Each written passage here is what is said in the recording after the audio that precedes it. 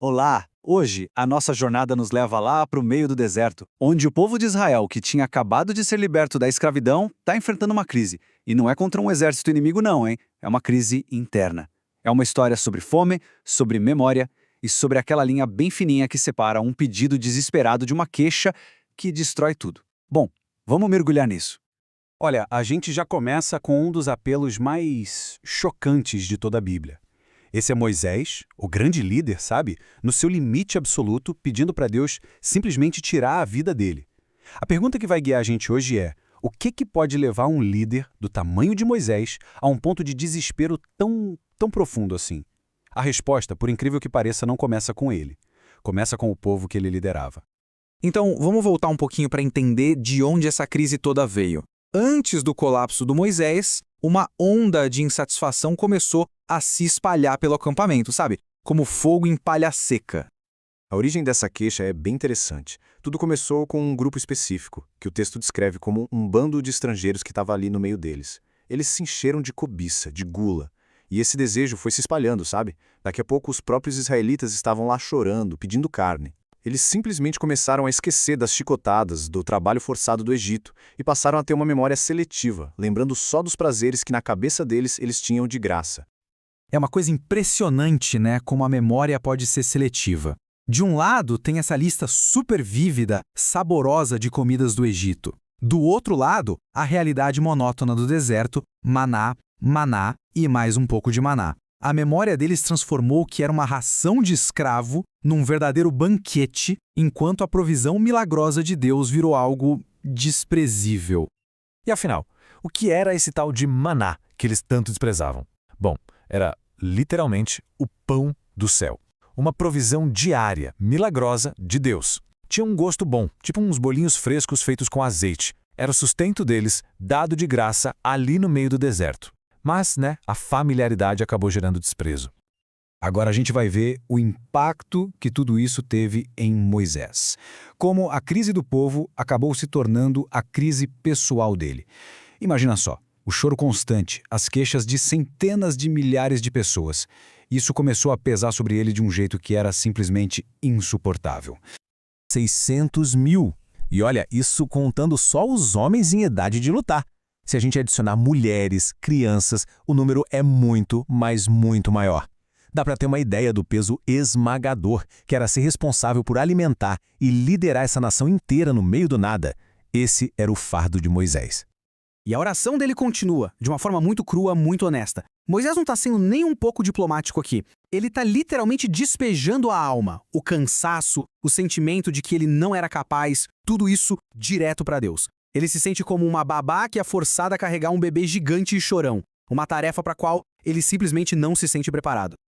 Bom, diante de duas crises, a do povo e a do líder, a resposta de Deus não foi simples. Foi uma intervenção em duas partes, sabe? Abordando cada problema de um jeito bem específico. Primeiro, Deus lida com Moisés. E é super importante notar isso. A oração desesperada e honesta de Moisés, mesmo ele pedindo a morte, foi ouvida. A resposta não foi uma bronca, mas sim ajuda e apoio prático. A solução de Deus foi incrivelmente prática, bem estruturada. A instrução foi clara: delegar. 70 líderes seriam escolhidos para dividir essa carga. E para isso, Deus ia pegar uma parte da capacitação espiritual que estava em Moisés e distribuir entre eles. A mensagem era clara: ninguém deveria carregar um fardo tão grande sozinho. Uma solução direta que valoriza a vida e a comunidade. Agora, vamos para a segunda parte da resposta de Deus, que é bem diferente. Ele também ouviu o choro do povo por carne, e ele decidiu dar a eles exatamente o que pediram. Essa promessa chega a ser assustadora. Deus disse que daria carne, sim, mas não só para satisfazer o desejo. Seria tanto, mais tanto, que eles iam chegar a sentir nojo. E o motivo é claro: a queixa deles não era só sobre comida. Era uma rejeição ao próprio Senhor que estava ali no meio deles. Eles teriam o que queriam, mas a um custo terrível.